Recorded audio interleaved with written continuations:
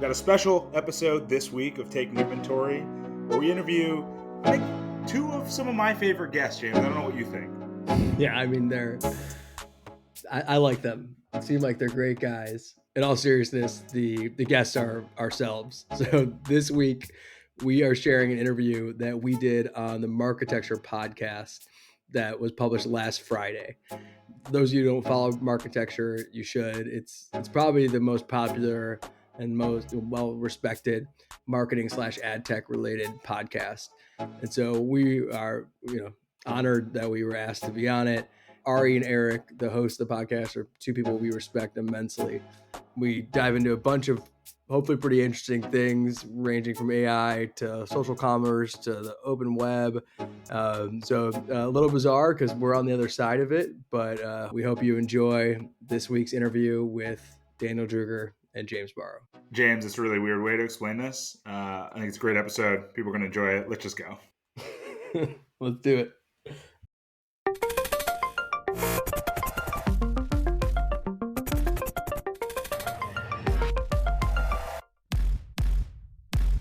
Welcome to the Marketecture podcast. I'm Ari Paparo. I am joined today by Eric Franchi, James Borow, and Daniel Druger from Market, as well as the excellent podcast Taking Inventory about retail media, advertising, and a whole bunch of stuff around social monetization and other interesting stuff. I'm really excited to have them here. James and Daniel, thank you for being here. Yeah, thanks for having us on. We're huge fans of the pod. You guys were the reason why we started our podcast, so excited to be here. That's great to hear. You guys have much better production values than we do. I listen to your podcast. You have like background music. It's really well edited. Eric and I just slap this thing out every week. I give Daniel as the secret weapon. Seriously. He has I take full credit. The AIs are getting very good. Oh, okay. Yeah. Okay, let's talk about that later. All right, the AI is doing the podcast. I would like to replace myself with Chad AP, maybe. So let's just start with the basics. What is Market, or with the URL's with Market, but I assume you just call it Market. Yeah. It's just called Market, but you can check it out at withmarket.com.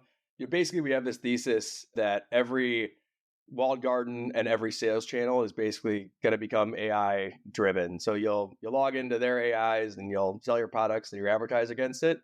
And we think that's like a really logical place for there to be an abstraction layer where marketers and brands can basically manage all those AIs using AI.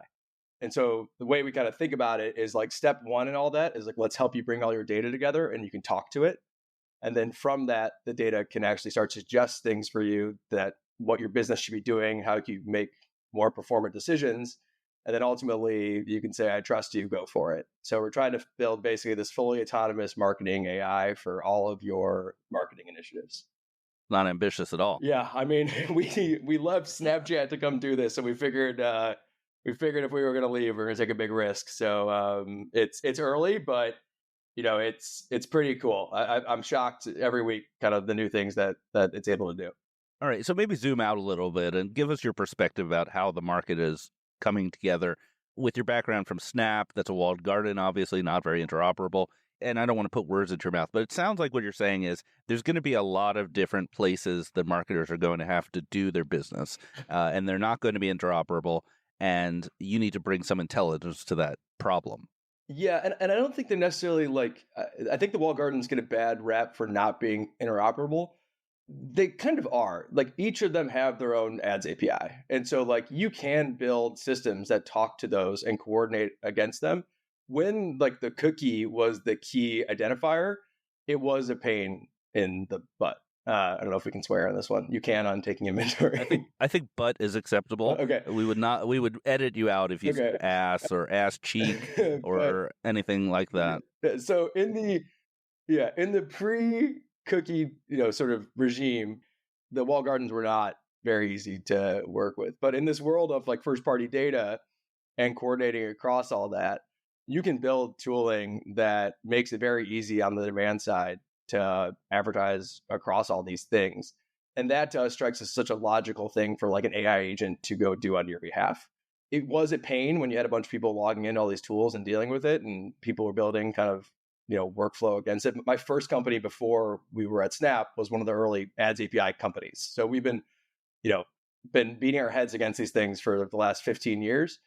And I think the walled gardens in general are accessible. And I think that, if you can get big enough to become one, you probably should become one. There's some really big benefits to it. I don't think that like open web should go away. I just think that there's like a very real place for both of them. So it's an AI to wrangle other AIs because the platforms have their own AIs. So what does that mean? What are specific levers that your AI could use to tell the other AIs how to behave? You can basically, we have a whole thing of basically prompts and sub prompts. So you can say, listen, tell me how my campaigns are doing. How are my sales? What are my worst performing products? Which images should I be changing across these platforms? And then the system will actually go ahead and make those suggestions. It can actually create images for you. It can create audiences for you to go ahead and do it. And then it can push it to those different platforms. And we have this sort of thesis too that like, even though you're going to be working with these different AIs, it's not going to be this idea of just like me and the AI together. So it's actually what we call it, like basically group chat, where it's like me and maybe the agency are working together with our system, or me and my co-founder are working together with the system, because like ultimately there is a form of human intervention that has to take place. But we think it's like a very logical way for this to work. And our UI looks like ChatGPT. Like, and we do think, and we feel pretty confident about this, like a year from now, when you buy ads on Meta, you're going to be talking directly to Meta AI, right? Like point and click is going away. It's all going to sort of change. And so we're sort of preparing for that world where you can have someone who's, sitting on top of all that stuff. Do people just type in "more effective!" Basically. Return? Yeah. And we should have I should have mentioned this in the beginning. Our fund is an investor in Market. Our fund is an investor in Marketecture as well. You guys first started focusing on retail media. In fact, taking inventory, so named for the connection to retail and all that stuff. Retail is like the fastest growing category, you would think, if you sort of like classify it as open web. How do you think about retail and retail media as, perhaps the next set of walled gardens, or like an interesting place for this AI stuff to act? Is it, are you focused on the walled gardens? Are you thinking about retail media now? Is it next? Like, where does it fit in this evolution of AI? If you take a look at kind of what we're trying to accomplish, and we think that there's going to be this proliferation of walled gardens or even hedged gardens, I think retail media plays squarely within that. We've started with kind of what our background is on the social platforms with Facebook, TikTok, Snap, etc. CTV obviously is something down the path, but retail media is exactly kind of where we would want to expand. And I think part of that is each retailer has a very specific audience. They have very unique data sets around their customers and around their purchasers. And it's really about how can they leverage that to, better tailor ads and experiences on their own platform, but then also be able to reach those customers on other platforms, whether that's on CTV, whether that's on social, whether that's on other retailers. It's really leveraging kind of their greatest asset, which is their kind of customer data and purchase behavior. And, I think we'll talk about it a little later, but I think as we look at ads and kind of purchasing and purchase behavior being kind of the new frontier of customer data, right? Point of sales data, kind of transaction data. When we look at attribution, it all comes back to where's that purchase being made, who's making it, how are they making it? And retailers have that unique set of data. And I think we'll start to leverage more and more of that over time into our AI. Yeah. And one thing we talk about internally a lot is that like this thesis that like payments are the new cookie. And so like if that is the case, then it makes sense for retailers that kind of control enough like screen time, right? They can be big enough to have enough inventory and enough data to merit building a walled garden, then they should. So, I think, the question becomes like, do the social networks become retailers, right? Like TikTok, like the difference between TikTok and Amazon slowly is going to be like the UI, right? TikTok's making a huge investment in social commerce, right? Yeah, they have to. And Meta will and has as well. They're really all going to start looking a lot like each other in some ways. And the question is how much of the sort of distribution and sort of supply chain management risk are they going to take on, right? Like in the case of TikTok, they're going all in. Shopify was in that business and then actually divested it. But I do think, you look forward, a few years from now, I think that like we're not even going to talk about retail media, going to be kind of back a little bit to like social media or like, commerce media or whatever you want to call it. But, if Walmart had bought TikTok, as the discussions were during like the Trump administration, right? You think about like, what is Walmart? How would you think about Walmart today? And it'd be a lot different than you do right now. That would be pretty bizarre. I remember that. Let's split TikTok among Walmart and Oracle, and that was not on my bingo card. But like, I just want to push back a little bit, maybe because I'm just old. But like, it feels as though there are only certain kinds of products that are really appropriate for social commerce. You're not going to buy mayonnaise on TikTok, I don't think.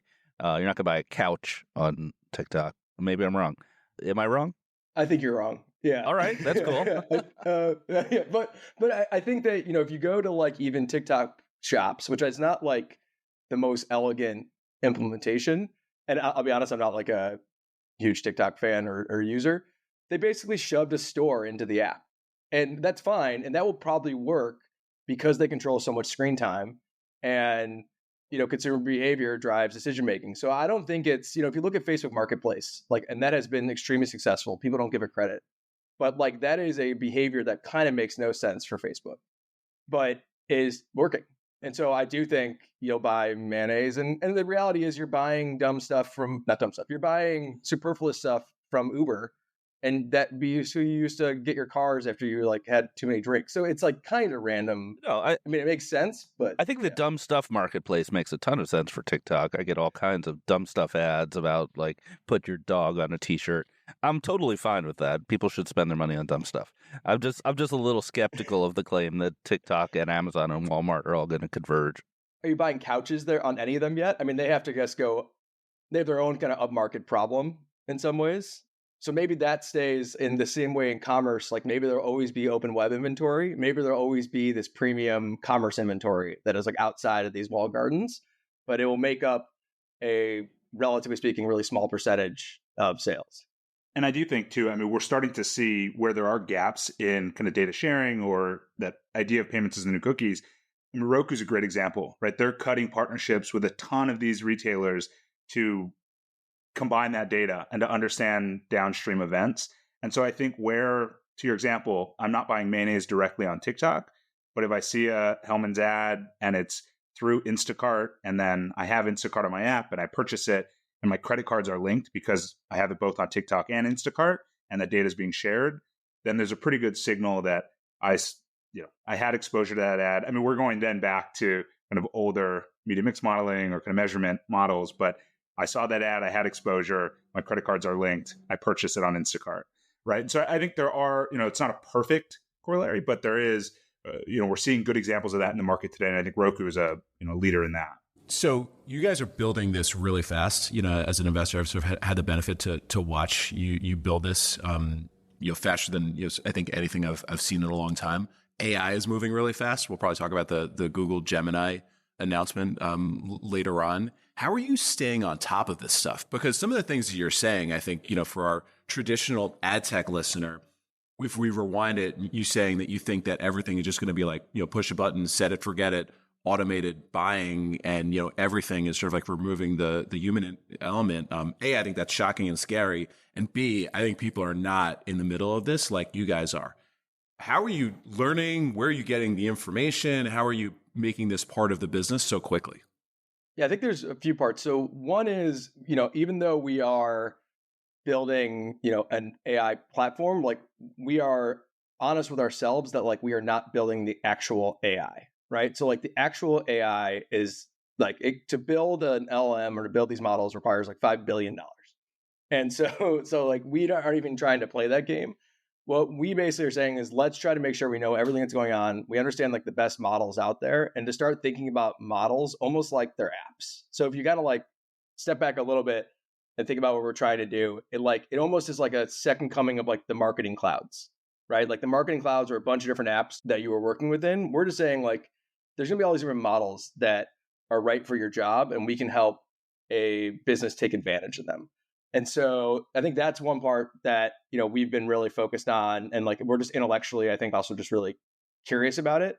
And then the other thing is I do think we kind of have the perspective a little bit that like we're still at an ad platform. And so we sort of think about it like if we were at Snap, how would we build this thing? And if you look at, and listen, Snap's got its problems, but like relatively speaking, I think we did a really good job.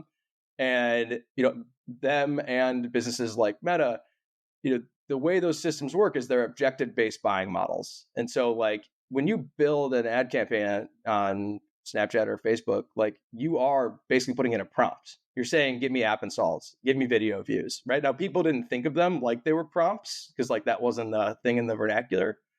But that's like how we've always built tools and systems. So I think to some extent, that's where like we're like, of course, this will work this way. It's just going to be complicated because it's across a bunch of different sort of modalities. So I think that's where at least it's less scary to us just kind of having that point of view. In that context, if we're moving to a world where every platform is effectively PMAX, where it's like just give us what you want and we'll make it happen, doesn't the outcomes end up becoming a power law curve where basically Google and Meta that have the most data just do vastly better than number 3, number 4, number 5 on that list? Yeah, it's the same thing with like, it's why that it's such a logical incentive for them to become walled gardens. Right now, that may mean that consumers get better results. Like that doesn't have to be a bad thing. Now, there is like a natural limit to scale, right? And like that's our bet, which is like if you are a SMB, I think you're just using Facebook and Google and calling it a day for a very, very long time. If you are a brand that is scaling, that is selling a bunch of different places, right? And that's the other thing you have to remember is that the market power of the walled gardens is being decreased because of commerce. And so in that case, you just think of it like, if you want to be a really good TikTok advertiser, you have to sell on TikTok. If you want to be a good Meta advertiser, you have to sell on Meta, right? So they're holding you hostage. There's a bunch of different people now that have leverage across the stack, right? And so that's where we think it's like, it's going to be more cross-channel than people think, even though there is that power law dynamic. Okay, I think we got our takeaway from this podcast. The market power of the walled gardens is being taken away by social commerce. That's a really interesting thought I've never heard before. I believe, and I've talked to other people, that in 2024 we may hit the trough of disillusionment on the retail media, that it's hyped so much and it has certain problems that we're sort of painting over right now. The problems being, among other things, a lack of bid density on product listing ads. There aren't that many advertisers per search. Open web is still very cookie dependent, high expectations of revenue and margins, et cetera, et cetera. Do you want to react to that? Am I being Debbie Downer, or is there some problems here? No, I mean, I think I would agree with kind of how you explain that. I think there will be, just like on kind of social, and we've seen this play out 100 times, there will be some large winners that have scale both on the supply side and the demand side. And then there is a long tail of platforms that, to your point, heard retail media, saw fat margins, thought they could build a system or kind of partner with a Kevel and offer a system. But then they realize, wait, this is a lot of work. We don't have the bid density. We don't have advertiser density. And actually, advertisers are getting burned out because there's 1,000 channels they can go to called retail media. And so I think we'll start to see a separation of retailers that have very strong retail media platforms, just like we saw in social, where Facebook and Google scooped up the majority of spend. We'll see maybe a few others beyond just Amazon and Walmart, but a handful that own that space. And I think what people don't realize, and I'm going to go off a little tangent, but I think what people don't realize is Amazon is the biggest retail marketplace, if we want to categorize it that way, and they own 60% of the market. Walmart is a behemoth. They own 3% of the market. The gap between Amazon, Walmart, and then Walmart and everyone else is incredible. And so for somebody to think that they can come in and try to even get 1% or 0.5%, the challenge there and the uphill battle that they're going to face, it is astronomical. And so I think we're going to have to start to see that long tail of retailers either try to partner, they're going to go to ad networks, they're going to try to do something else that they don't have to manage, that it's revenue on top of their core business, and it's additional revenue for their shareholders, for kind of their investors, for their owners, but it's not meaningful to the business. And I think that's what we're going to start to see. And to your point, like people are going to realize like this is not a standalone business for a retailer doing Right. 10 million a year. Does that make you bullish on Criteo? You could skip that No, question. I'm thinking about it. I like what Criteo is doing. I think that it's going to be challenging for them if there's not a big market with a ton of fragmentation of big players. I think it's going to be challenging if you have a ton of small retailers trying to aggregate that up and try to fill supply into all of these different retail media networks. And so I think what Criteo is doing is great. I think how they've built that business back up has been tremendous. I think they'll probably win in that space. I don't know if it's a space worth winning long term. My take is that, like, in some ways, it's like I still think the market is kind of missing the script. It's like, what happens when YouTube gets serious about shopping? Like, what happens? We know what's happening with TikTok. Like, there's just like I really do come back and think about like screen time as like being the main driver of like ad revenue for most of these businesses, and like people just spend their time at all these different places. So I think there's interesting businesses that can be made, but I think like we've talked about this internally, it's like as like zero interest rate policies go away, just it's so obvious now there's more partnerships, there's more consolidation, and like these businesses that like you thought could be standalone very quickly sort of can't. And so yeah, I think the smaller RMNs are going to be in an interesting spot, and I just think that the really big guys are going to bring in a lot of demand really fast. Makes sense. Talk about the podcast, Taking Inventory. Why'd you start it?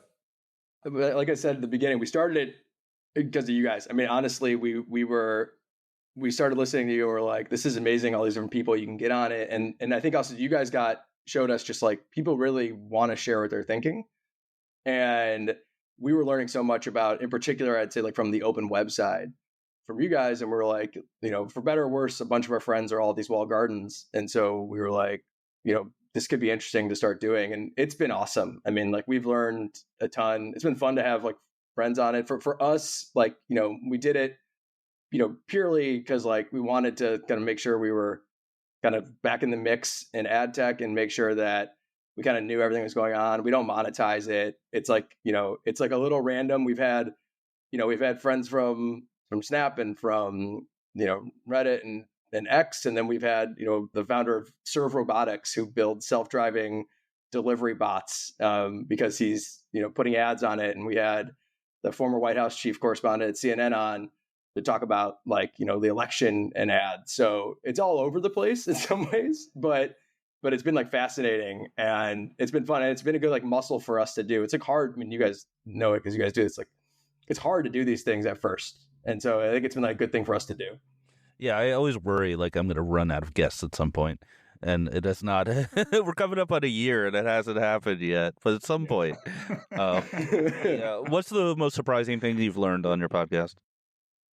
I think the Serve Robotics one was fascinating. It like I've always believed that like ads are actually like a good thing. Like I'm like very much like I think it's a positive thing, but like the fact that it can change the economics of a business like that so dramatically and make it where like local commerce can be more effective, make it where like, like his vision is like to drive down the cost of goods for last mile delivery, to like lower, the number of deaths within a mile of your household.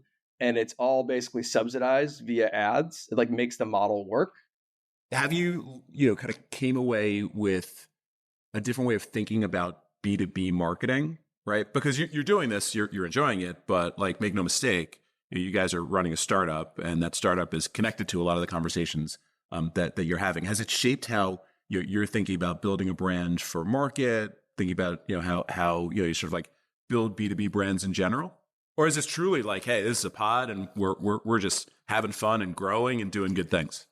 No, it's obviously every episode we say it's sponsored by Market, so it's very much like for our business. But I think I've learned people want to just like know the people behind the business way more than they used to. Like my first company, we sold that in 2015, and like, I don't think it mattered kind of who was behind it. Like we were building software. It was kind of like this, it wasn't like there wasn't a personality to it. I think now you look at Eric Seufert and you look at you guys and you look at AdTech God, and you realize that like, at this point, I think if you don't have like a personality tied to your business, it's going to be hard to get exposure. And it's definitely made it like we're onboarding people onto market like every day. But we have like a huge wait list. And I think it's from that podcast. Like, I really do think that a huge driver of it. So it definitely changed the way I think about it. The other part to that, I think, is kind of the purpose-driven aspect of these different businesses. I mean, James mentioned Ali Kashani. He's building this robotics business, but really understanding why he's doing this, right? He's trying to drive down the death rate. Jessica Yellen, she started a new kind of newsletter and media business on social, but she did that because cable news was kind of fear-mongering, and she didn't like how that was playing out. So hearing the stories of all these people, why they're actually building these businesses, why they're actually pursuing the paths that they're pursuing is really interesting. Because at face value, you'd say this, Ali Kashani is trying to deliver goods within the last mile, but it's really driven from a place of purpose and a vision he has, not just, I want to get a burrito to your door. Right. And I think that's sort of why I started Marketecture. I really wanted to get to the heart of a lot of these ad tech techniques and products and not have the sort of marketing BS that you often hear. You also reminded me to do a little promotion, which is if you're interested in advertising on Ad Tech God or Mobile Dev Memo's new podcast or this Marketecture podcast, please email me, ari@marketecture.tv. With that, let's take a quick break and go through the news of the week. All right, we're back. So we published last Thursday, and it was just a little bit too early for what we're calling the GFY heard around the world. So that is everyone's favorite industrialist, anti-Semite, alleged, Elon Musk, telling the advertisers to GFY, and we will keep it that way so that we don't have to check off the not safe for children box on YouTube. So, yeah. You guys, worked at Snap, so I think you have some perspective on this. Like, is this a good idea to tell your advertisers that? Obviously, the delivery probably could have used some more nuance. But I do think that the thing that we were focused on at Snap, and again, we didn't do it perfectly, but we learned this a lot when we worked with Facebook at our first business, is that you have to build products for economically rational advertisers if you're going to be at that scale. And what that means is that the tail and the torso is kind of everything, right? Now you can because they need to be rational, just given in terms of their businesses. And that's also how you build a real auction and how you can deliver value, right? Because you have signal of I'm actually delivering here. And so I think the way he said it was wrong, but I've tweeted this to him probably weekly, he's not responded, but they need to build a SMB self-service business right now. Forget about the big guys, forget about the agencies. Right now that auction has all this funky stuff going on in it. And they want to be a payments business. Payments and SMBs and ad tech play really well together. You can do a bunch of interesting things in terms of subsidizing costs for them, giving them better payment terms. They have a hand to play that is at Snap, we would have died for, because the fact of the matter is, if you can marry a lack of concern around pure brand safety and volume with economically rational advertisers, you can deliver really good results. And again, Ari, what I'm saying there basically is SMBs may not really care where their ads are next to. They just care if they work. Right. The shotgun filled with crap and shoot it at the consumers. But just from a pure business strategy standpoint, start there and then bifurcate your inventory. And you see that happening everywhere. There's a reason why there's premium channels. Snapchat has Discover. Reddit has different subreddits that are inside their basically brand safety placement. Almost every walled garden has 2 tiers of inventory. Whether people know that or not, I'm not sure. So I agree. There was some reporting that Linda and Elon were focusing on the SMB opportunity. I would just push back on whether it works, right? Because I think what you said to start, which is that you have to base your product on economic rational actors buying it. We're kind of making this assumption, they're making this assumption that the ads work for SMBs, and I don't think they do. But working is a function of price. You actually can, if working is defined by putting $1 in and getting $1 out, right? Now, it may not work for their business, but they could take the floors down to 0, right? And find the actual clearing price of that auction.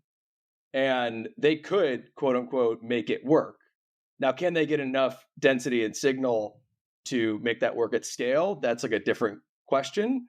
But I think they could. I don't think they've ever tried. In like the 10 years I've worked with Twitter, like they were never serious about it. But I have a bunch of friends from Twitter and I love them, but like they got kind of addicted to the brand ad dollars, and those dollars steal impressions from the DR impressions. Yeah, obviously they have great partnerships with the NFL, the NBA. You see some really high premium video ads, and that's great high margin. Yeah, it's just a hellscape, and it always has been. At some point, like it's ironic that like someone like a Twitter or Reddit would try to build brand safety ad businesses first. I think you probably would, and at Snap, for what it's worth, we kind of recognize that like Snap, it was used by teens for all types of things, and so like we were like, listen, if you're a brand, you want to advertise, we're going to put you in this place we know is safe, and it's called Discover. And I think Twitter has that opportunity, X does, where the Discover tab or the Search tab could be very safe and have all the sports and things like that, and the main tab, the feed, could be the shotgun filled with garbage. There's two theories. The theory number one is they have accepted this, what James, what walked us through as the future of Twitter, and they will, build or buy their way into it. Theory number two is this was, intentional to, try to create a lot of chaos, knock down the valuation, and like renegotiate with creditors. What's your guys' take? It feels like there's an easier way to kind of renegotiate with creditors than marginalizing some of your biggest advertisers. Now, maybe it serves both purposes, but that being kind of the primary, I don't know that I buy that.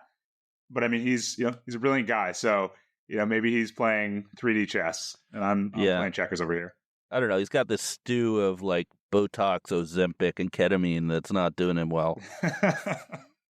I think someone explained to him, build a Facebook-style ads business, and let's go. And I don't want to be critical of Linda, but she's not really got the background to do that. Like, if you wanted to build a very algorithmic-based, small business-friendly system, you would recruit people like you guys, or people who had been at Google or Facebook and building stuff like that in commercial roles, whereas Linda's really a big brand person. I would say the only thing I would add to that is that, like, and again, we only can take from like our experience, but what we found at Snap, again, small sample size, but like we were, as a product and engineering org, very committed to this sort of self-service, economically rational business. But then they did also bring in Jeff Lucas, who I like love, who was the head of sales at Viacom, and he basically was like, listen, big brands, we're going to have a place for you. It's going to be safe. We understand your concerns, and I'm making sure the product team is listening. And that worked really well. So there could be somewhat, at least there's an example of that working to some extent. All right, let's talk about more personnel changes. So Jerry Dishler is out at Google. Jerry was effectively in charge of everything on the ad side. So he was a level up from like the DoubleClick network business. Search ads reported up to him. He was really the head of ads. Really everything excluding YouTube, I believe. All those overlap there. And he was replaced with a woman who I do not know, named Vidya Srivastava. Vidya Srivastava. Yeah. Do you know her? I don't. So I did a little bit of research, and I can answer the question of who is Vidya. Go for it. And I'm like surprised that I've never heard of her, because she's got like an insane resume. So started her career out 10 years at IBM as an engineering lead. Then went to Amazon 6+ years at AWS and was a GM at AWS. And then she's been 4 years at Google. And in those 4 years, she's successively taken on more and more responsibility. So like she started with ads leadership on like buying and measurement. And then she added search and Google properties. And now she's running the whole thing. So Vidya, I know you're out there. We'd love to talk to you. Come on the pod. Come on the pod. Yeah, come on. And then number two, I think this is a very interesting profile. I mean, it's an engineering lead, a GM at AWS, now running Google Ads, which, we know the future of it is going to be completely like AI and engineering led. So this is, I think, super impressive. The ads business at Google has a pretty clear vision of going all AI, all tech, much less people. Another thing I'd like to just compliment Google on, which is they're really good about allowing people to move up the ranks. You do not have to do your time for 10 years in some middle management role to get promoted. Sridhar, he was a product manager. Yeah, right? Exactly. If you excel, they will give you more and more responsibilities, and pretty damn quickly. 4 years. She started, and then now she's running the whole thing. Like, wow. Yeah. So come on the pod. And we know our friends like Sean Downey, who's now in charge of all of Americas, Neil Mohan, who's now the CEO of YouTube. These folks have had amazing careers inside Google, so it's a good compliment to the way they manage talent. Yeah. Speaking of, did you guys see the video mic drop on Google Gemini yesterday? Yeah. I watched it. Oh my God. A few times. The fact that it seemed to weave so elegantly, text, video, audio, and it was so aware. Like, I don't know if you saw that one example where it solved that puzzle, the little cat puzzle, and to me it felt like, and I use ChatGPT for kind of everything at this point. Like, I use it a ton, and this seemed like it was like levels more advanced, like in terms of its ability to understand the surroundings and to like problem solve versus just like do visual identification. I don't know if you got that same takeaway. I did. Yeah, I was blown away. I recommend everybody watch the full 6-minute video because there's different examples of, what it can do. And, like, obviously my mind goes, immediately to like, what are the marketing use cases? And, like basically anything you can imagine from a marketing perspective, whether it's like your website, your materials, your creative, like being able to understand all that stuff. And then like, you use the tools to produce it and optimize it immediately. It was pretty mind blowing if you start to go down that journey of what this can do. It kind of also gives like context into some of those leadership changes. Because if you think about, they bought Looker, and you think about like taking, BI tools and turning it into ad tools, right? Using something like Gemini, to some extent, it's kind of a lot of things we're trying to play with, like from a cross-platform standpoint. But, that model I think will be incredibly effective. Now I do think, again, like, it's just going to be, instead of ads APIs, it's going to be like AI APIs, right? Like we've just sort of moved the problem, but the problem at least will be like simpler to address, more effective. So there was a new ANA report, and I'm going to read a bit of what the U of Digital newsletter said about it because they said it so well. I didn't feel like rephrasing what they said. You should all subscribe to U of Digital. They have a free newsletter. So effectively, the ANA explored how advertisers could recoup a quarter of their media spends. Brands could save $22 billion by consolidating their buys, retooling their PMP approach, etc. It also found that 36% of every dollar spent through a DSP effectively makes it to the consumer. The rest goes to SSPs, DSPs, MFAs, and non-measurable traffic.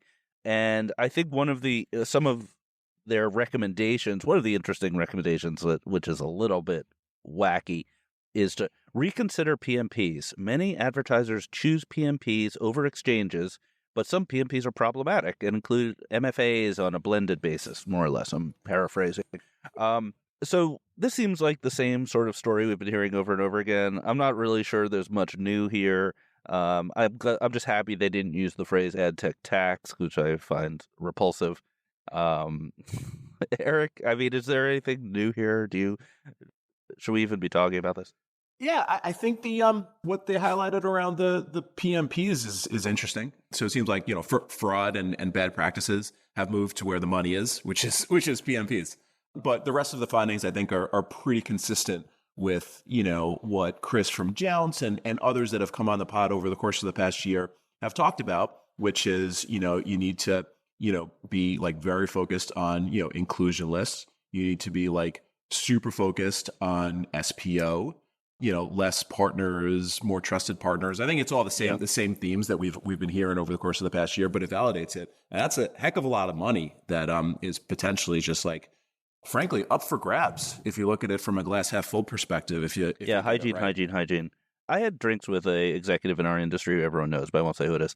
And he told me the most interesting thing I've heard in a while, which is that the move to transparent fees is reversing because of header bidding, and that some of the major SSPs are actually removing take rates from their contracts because from a publisher's perspective, they just want the highest bid. They don't really care what percentage you're taking. And that's a big reversal of the historical trend of removing all the extra fees. I was like, what? Is that true? But it sort of makes sense, but it just blew my mind. So I guess the last thing on my list to cover, I have two. I have one bonus one, but There are some reports that Media Post reported, and I think it was reported in some other places, that Media Link, the consulting company, may be interested in buying Cannes Lions from Essential. Essential recently divested a whole bunch of their businesses, and Cannes Lion is another one of their big ones. And I think it's kind of inside baseball, but it's interesting. And also, there's this sort of question: can a consulting company run an award show, or would they just give all the awards to themselves and their clients?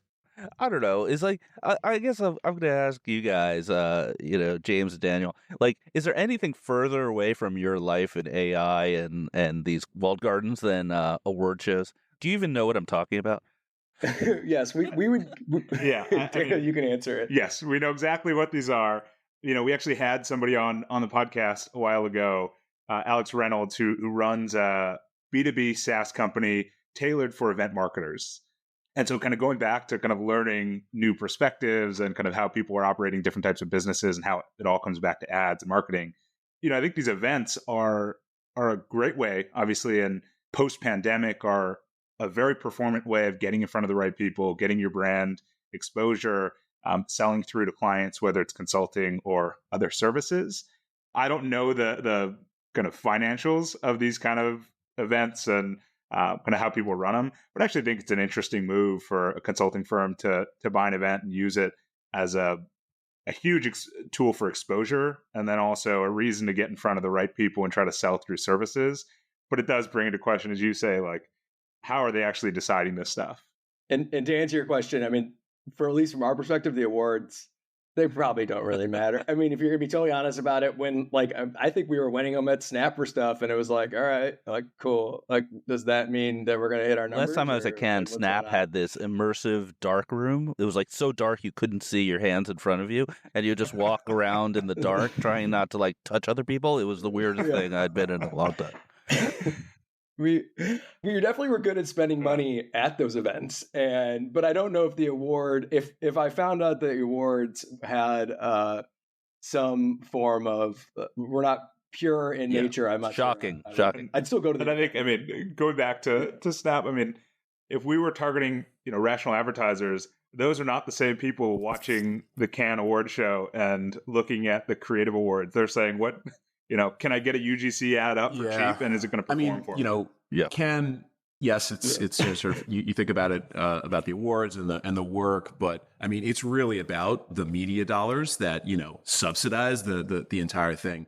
And when I first saw this headline, I was like, wait, MediaLink doesn't already own it? Because if you've ever been, they have a massive presence, have had a massive presence, for many years since I was going to it back in the Undertone days. It's sort of like vertically integrated if they can pull it off. Thing one, and I think thing two, it's interesting to consider, a boondoggle like Cannes, which costs like, I don't know what it is per head if you're coming from the East Coast, let alone the West Coast, but you're talking like 5 figures to send a person there, like with plane accommodations, like all of that stuff, in an age where, what you guys are working on with Market and everything else is like really starting to disrupt the people thing. I think there's always going to be a venue for high level meetings, and there's always going to be like high level engagement in all of these companies, regardless of the algos. But it was pretty neat to think about it from the perspective of AI, but then also to think about like MediaLink, they kind of already own it. So just like literally own it rather than figuratively own it. So Eric, is there going to be a cabana or a yacht for Aperium this year? No comment. Definitely not a yacht. Definitely not a yacht. We'll never do a yacht. We'll never do it. Maybe listeners can help clarify. Someone told me that this year Cannes is going to be pretty disruptive because they're redoing the pier and there may not be any yachts. I heard the same. That's going to really cut back. You might have heard it from me though, and I might just be spreading falsehoods. No, I heard it from the same guy, I think. Okay. We both have a guy. Okay, so finally, I'd like to bring attention to my favorite subject, which is the update on Kubian from last week, which I know everyone cares about. So there was an SEC filing that the Adomni Kubian murder is officially off. Sad trombone. We are now on Kubian Death Watch, and we'll dutifully report when it stops existing. I know you guys don't know what I'm talking about. That's fine. Listen to last week's episode. Has anybody reached out to you from the company, Ari? Well, no, but the last time, a couple years ago, when I went on my Kubian rant, they sent a nice note to the sales guy at Beeswax who was trying to sell them a bitter that was like, "Hey, we'll no longer be speaking to you." So I know how to make friends and influence people, as they say. All right, so. This was an awesome episode. James and Daniel, thank you so much for being here. If you want to hear more from them, you should listen to Taking Inventory everywhere podcasts are found. Thanks for being here. Thanks for having us on. Thank you for subscribing to Marketecture. New interviews are added every week at marketecture.tv and your favorite podcasting app.